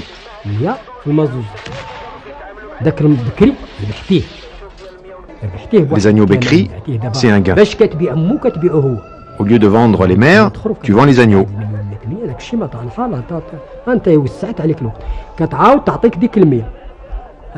100 agneaux peuvent rapporter 70 000 dirhams, que tu peux utiliser pour couvrir plusieurs dépenses. Et tu auras en plus 100 agneaux Mazouzi.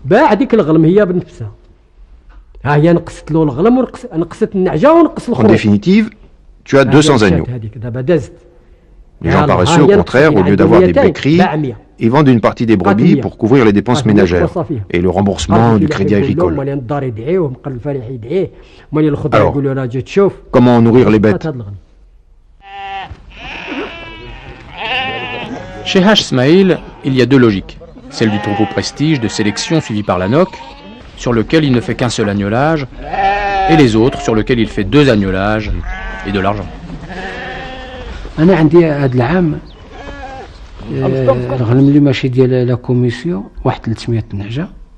Personnellement, dans le troupeau qui n'est pas celui de la commission, j'ai 300 brebis qui ont donné des béqueries. 3 mois après la mise bas, je les ai fait lutter de nouveau et je vais avoir un deuxième annelage pour ces 300 brebis.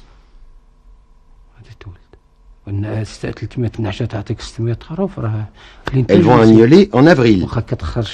Si 300 brebis te donnent 600 agneaux, c'est une bonne production, même si tu dois dépenser un peu plus d'argent en alimentation.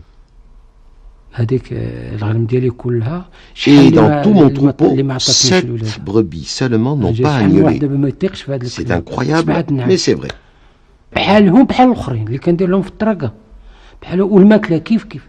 Sur mes troupeaux qui ne sont pas à la NOC, je pratique la même alimentation, mais ces troupeaux sont plus rentables, parce que je pratique un agnolage précoce. Moi, dès le mois de janvier, il me faut des agneaux béqueries avant. Il faut qu'ils soient les premiers sur le marché. Si on est les premiers sur le souk, on profite de bon prix. Un bon éleveur doit être sur le souk avant les autres. Si tu entres avec les autres, c'est pas intéressant. Mais ce triple agnolage en 2 ans n'est pas toujours aussi bien programmé. Omar, qui a peu de moyens et subit les caprices du climat, ne réussit le bécri que les bonnes années.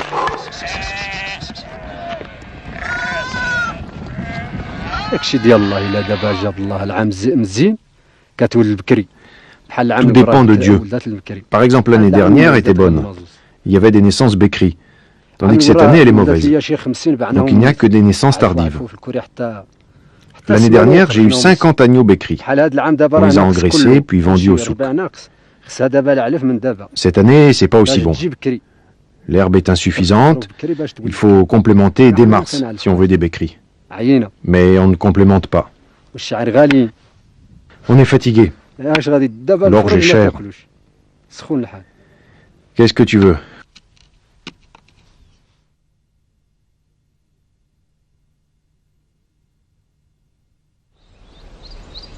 Il est un domaine pourtant où rien ne va plus et qui amène à se poser de graves questions sur la survie de ces systèmes.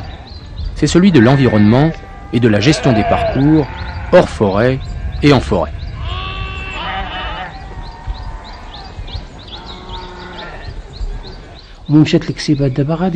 L'élevage devient de plus en plus coûteux. Personnellement, je faisais jusqu'à 1600 brebis et je suis redescendu à 800 brebis. J'ai diminué de moitié. Mais pourquoi diminuer?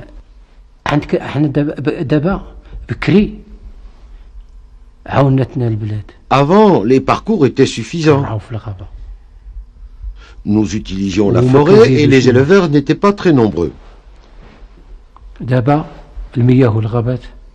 Maintenant, les eaux et forêts ont repris leur territoire. Et on laissait très peu de forêts à notre disposition. De plus, les ayants droit passent des contrats avec des non-ayants droit des villages et des villes. Le contractant achète 4 à 500 têtes à l'ayant droit, avec lequel il a passé le contrat en mars, et il revend de ce troupeau en juillet ou août. Qu'est-ce qui reste sur les parcours comme herbe? Rien que du sol nu. Toi qui fais de l'élevage, tu supplémentes à partir d'août en attendant l'herbe de printemps. Une fois le printemps arrivé, il y a de nouveau des troupeaux sous contrat entre ayants droit et non ayants droit des villages et des villes. C'est la raison pour laquelle les éleveurs diminuent leurs troupeaux. En plus, il y a la poussée démographique. Le nombre des Yandrois augmente et la terre reste la même. En hiver, on ne sort les troupeaux que pour les réchauffer et on les fait revenir le soir pour leur distribuer la nourriture. Les gens sont sous les plastiques dans le jbel. Dès que la neige est fondue, ils sortent pâturer. L'élevage est devenu très difficile.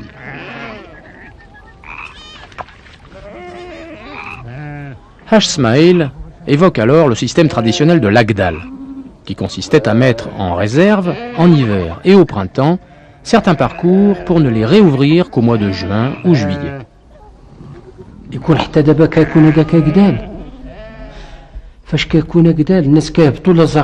Du temps où on faisait l'Agdal, les éleveurs descendaient l'hiver en plaine. Mais depuis que le rang Chadarouche s'est installé là-bas, il n'y a plus d'Agdal. Avant, dès octobre ou novembre, plus personne ne restait dans le jbel. C'était vide, presque désert. Tu craignais de passer dans le jbel. Les éleveurs ne remontaient dans le jbel qu'en avril-mai.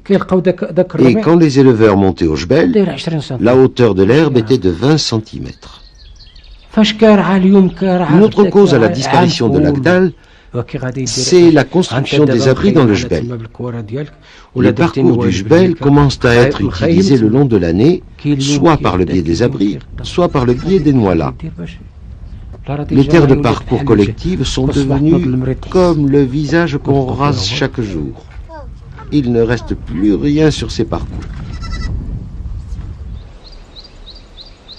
En forêt, le constat est encore plus sévère. Si le pâturage de l'herbe est permis dans certaines parties, l'ébranchage est partout interdit.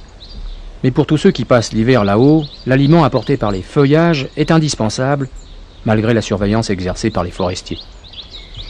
يديروا شي داروا 100 شي مليون شي 300 ألف شي كل واحد وقانون ديالو ولكن غير الباطل. Tout le monde paye des PV ici, mais sans raison.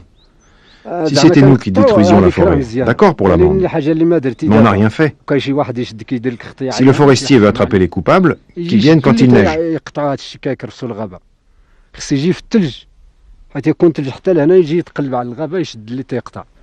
Parce que s'ils viennent constater les dégâts quand il fait beau, ils punissent ceux qui n'ont rien fait.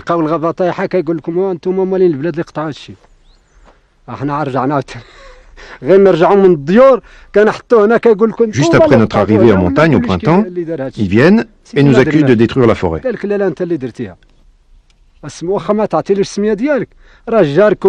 Mais c'est pas nous. Même si je leur donne pas mon nom, les voisins le lui donneront et il enverra le PV au tribunal. En hiver, le troupeau ne cesse pas d'utiliser la forêt. Les déplacements, c'est la bergerie, la forêt, la bergerie. Et qu'est-ce que le troupeau mange dans la forêt? Elle consomme du chêne vert, mais pas le cèdre.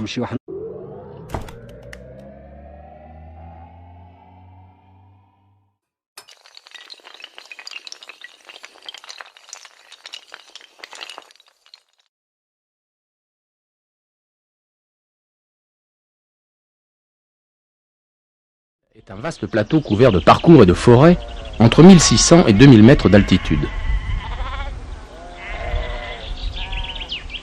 Il accueille des habitants variés, transhumants, sédentaires, bergers, des étrangers même.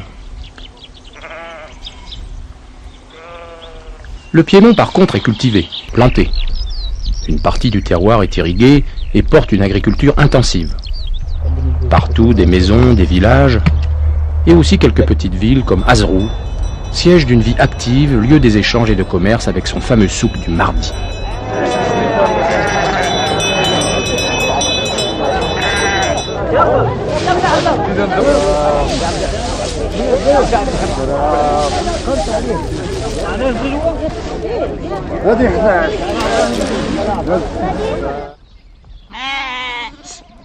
L'Azarar, occupé plus récemment, est largement cultivé, moins intensif, mais très habité.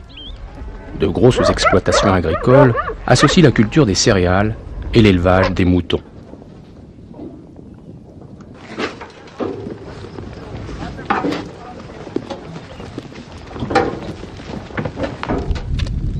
Mais ça n'a pas toujours été comme ça. Au début de ce siècle, les éleveurs pratiquaient ici une double transhumance. Ils partaient l'automne et l'hiver en bas, dans l'Azrar, à l'abri des forêts du Piémont. Au printemps, ils remontaient progressivement pour installer leurs tentes l'été venu dans le Jbel, la montagne.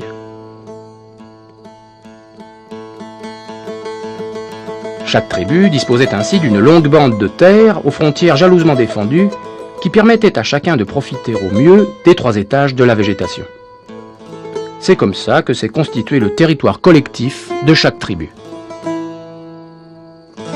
Mais en 50 ans, la population a quadruplé et les terres collectives de l'Azrar ont été progressivement partagées entre les membres de la tribu. Labourées et plantées, elles ne sont plus disponibles pour le pâturage collectif. Les éleveurs, installés dans leur nouveau village, passent à présent l'hiver sur les jachères ou en forêt près des bergeries et séjournent le reste de l'année sur les parcours du Jbel.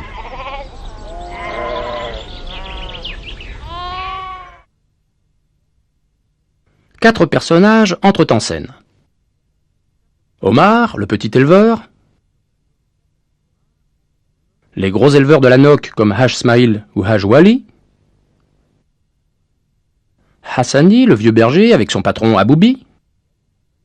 Enfin, Ahmed et son épouse Arkeya, en but à de sérieuses tracasseries.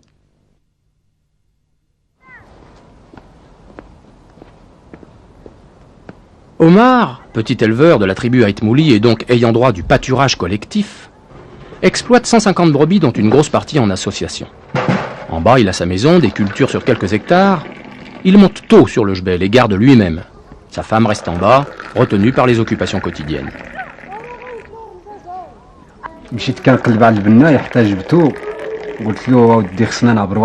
Quand je me suis décidé à construire, j'ai ramené un maçon et je lui ai dit que je voulais 100 mètres carrés. Il m'a demandé où on mettait la porte, ici ou là. Je lui ai dit vers l'est. On est tombé d'accord, on a mesuré et on a commencé les fondations. Il m'a dit, je te ferai une chambre de ce côté, une autre au milieu, une troisième derrière et un patio au milieu. On a amené le ciment, le sable, le fer et on a coulé la dalle. Et ici, c'est mieux qu'au Jbel ?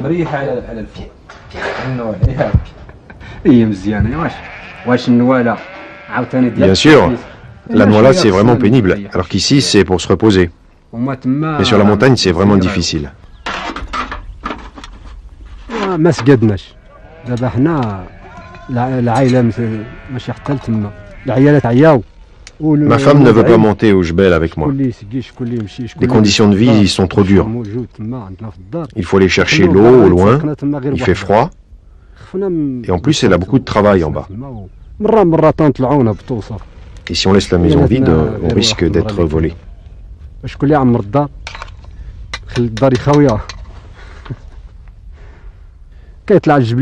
je n'ai qu'une seule épouse, donc elle ne peut pas laisser la maison et venir avec moi. Ici quand les hommes ont 2 femmes, ils en laissent une en bas et l'autre vient au Jbel pour aider au gardiennage et à l'abreuvement. Bah et toi, tu n'as pas pensé à prendre une deuxième femme ? Non, une me suffit. Tu sais, les femmes sont ennuyeuses. Il leur manque toujours quelque chose. Elles ne cessent de demander de l'argent, du savon, des vêtements, une belle tente, que sais-je encore. Et moi je ne suis qu'un pauvre berger qui prend des troupeaux en association.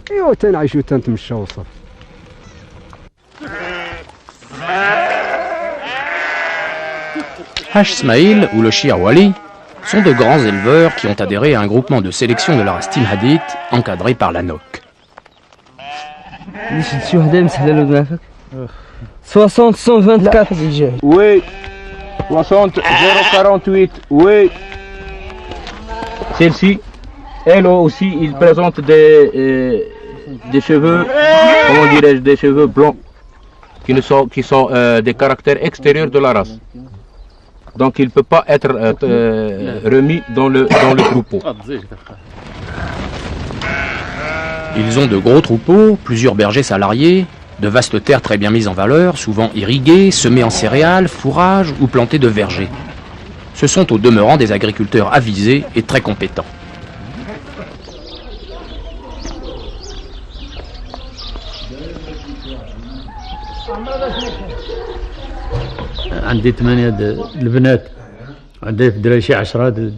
J'ai 8 filles et 10 garçons. Et 3 épouses. On travaille pour nos enfants, mais Dieu merci, on est très bien. On remercie notre roi. Sans lui, on ne pourrait rien faire. J'ai 200 hectares, dont 80 en irrigué. Je possède des terres à Amras, à Inle, à Zrou, Sidi Adi, Boufra et au Jbel aussi. Dieu merci, nous vivons très bien et on aide même les gens démunis. Avec les ouvriers que j'emploie, je fais vivre 10 familles avec 8 ou 9 enfants chacune. Ils sont tous payés, logés et nourris.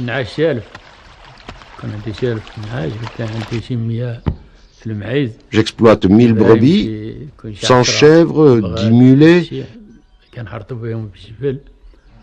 20 vaches aussi. On vit bien.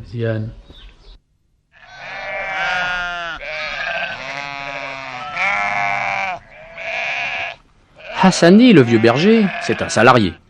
Il n'est pas né ici et n'a donc aucun droit sur le parcours. Ne pouvant constituer son propre troupeau, il garde ceux des Aït-Mouli. Il mène une existence difficile, celle des bergers.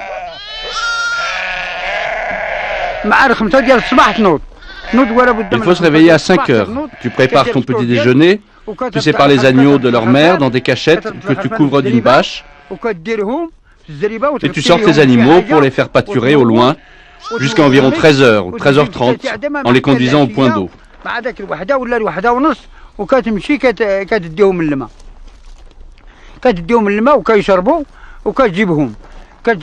Une fois à l'eau, tu abreuves les animaux et tu fais pâturer le troupeau jusqu'au soir pour les ramener vers le coup de 5 heures à Azriba. Tu remets les agneaux avec leur mère pour la téter et tu rentres pour préparer la marmite et te faire du thé. S'il y a de l'huile d'olive avec le thé, tu manges un peu de pain et tu commences à préparer le dîner. Ensuite tu manges ta marmite, puis tu prépares ton lit et tu dors.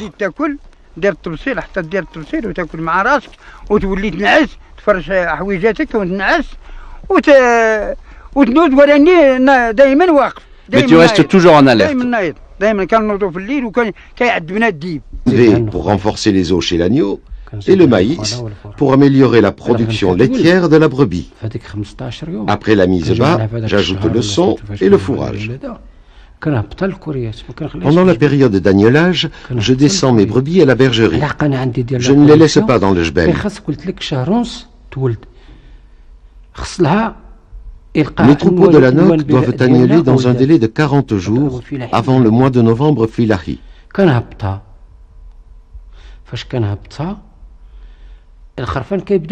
Quand les animaux sont dans les bergeries, je donne aux agneaux du foin de luzerne au début.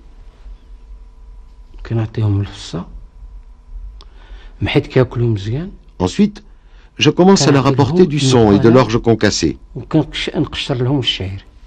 Au bout de 3 à 4 mois, c'est-à-dire en janvier et février, je les fais pâturer de l'orge en verre pendant 2 à 3 heures pour les préparer à la montée au jbel avec leur mère.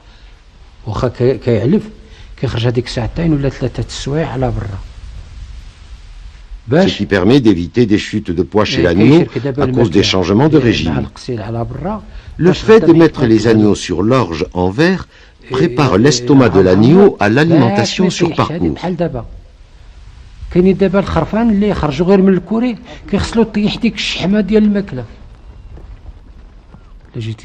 Au total, je supplémente 7 mois par an.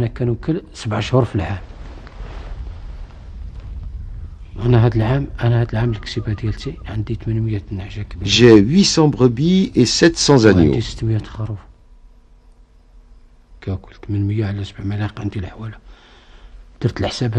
Je viens de faire les comptes. J'ai dépensé 300 000 dirhams de nourriture. Le fourrage, je ne l'achète pas. Je le produis sur mes terres. L'orge en grains, j'en produis la moitié.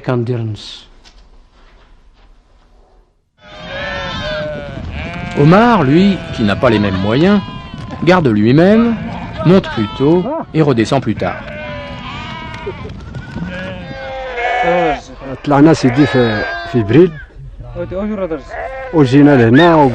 On est monté au Jbel, moi et mes neveux, en avril. Mais je descends de temps en temps en bas pour 2 ou 3 jours. Et mon fils, qui garde des antenais à la maison, qui s'occupe du maraîchage et des céréales, vient me remplacer. Ou bien ce sont mes voisins, qui sont des parents.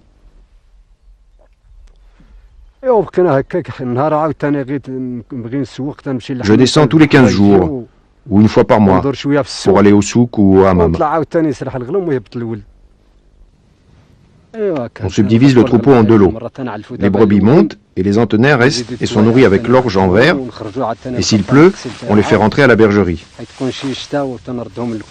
Donc, on se débrouille.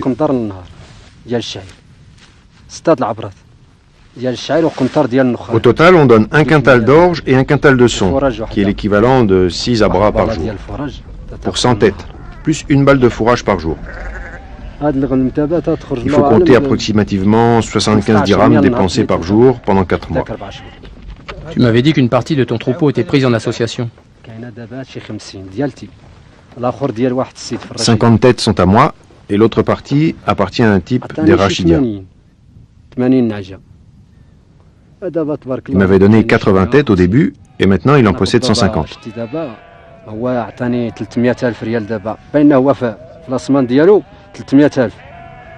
Il me donne au début 1500 dirhams pour acheter les aliments, et puis quand on partagera les bénéfices, il soustraira cette part initiale, et le reste, on le partagera tous les deux.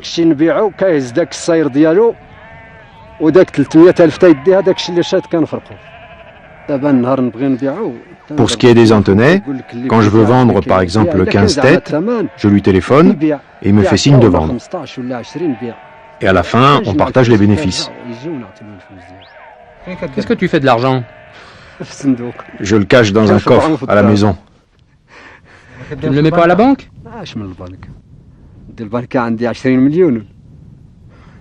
Tu crois que j'ai 20 millions pour les mettre à la banque? Je n'ai que 5000 dirhams.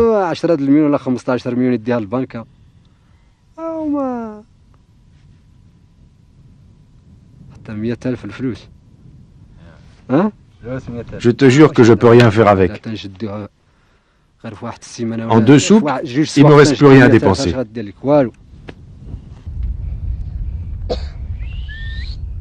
Ahmed Erkia, sédentaires forcés, restent toute l'année en montagne. Leur problème, c'est l'hiver.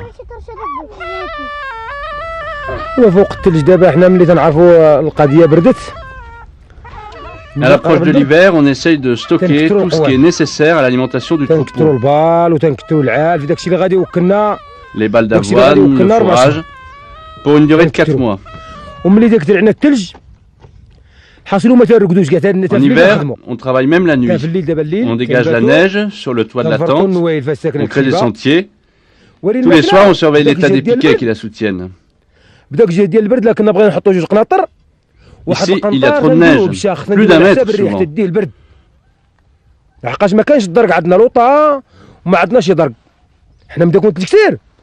On doit nettoyer les mangeoires, donner aux bêtes plus que de raison, parce qu'une partie de l'aliment est toujours perdue à cause du vent.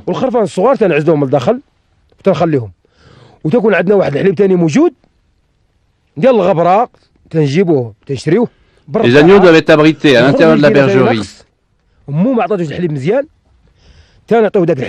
Et tous les jours, on doit les complémenter en leur donnant du lait artificiel.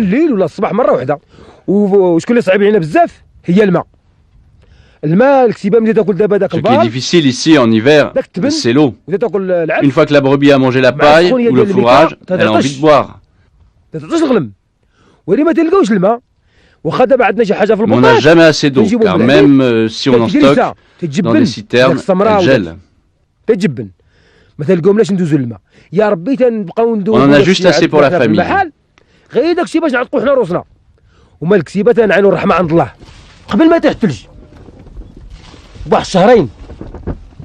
Deux mois avant l'arrivée de la neige, il faut donner 1 kg de concentré pour 4 à 6 brebis pour les préparer à affronter le froid. Mais elles en mangeraient bien 1 kg chacune.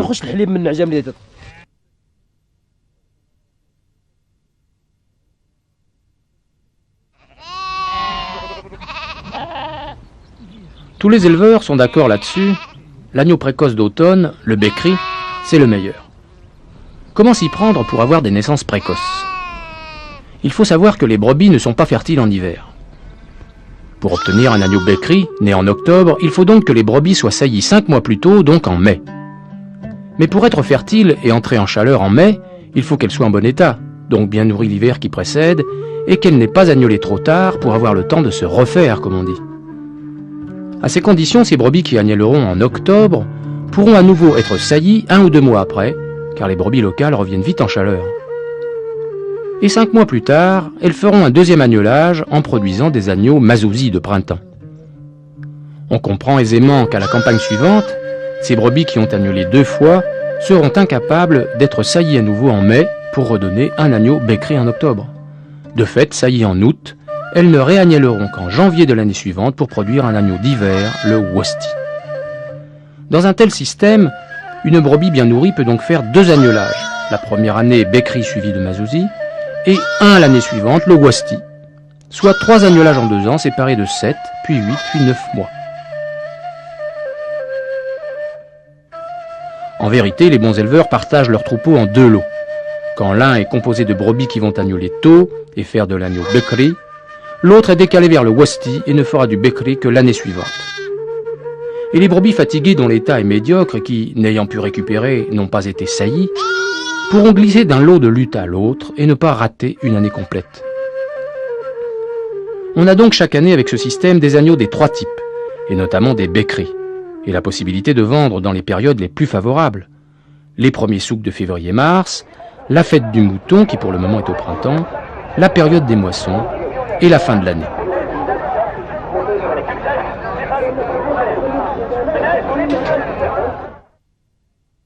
احنا دابا بكري في واحد التاريخ كنطلقوا عليها الحواله، كتخرج الحواله دابا كنطلقوا عليهم في تيفسا. من تيفسا كنطلقوا عليها الحولي ما كنحيدوهاش كاع الحولي. Nous, dans le temps, on ne lâchait les béliers dans le troupeau qu'à Tifsa, c'est-à-dire en avril. من تما كنطلقوا عليها الحولي ما كنحيدوهاش الحولي، الحولي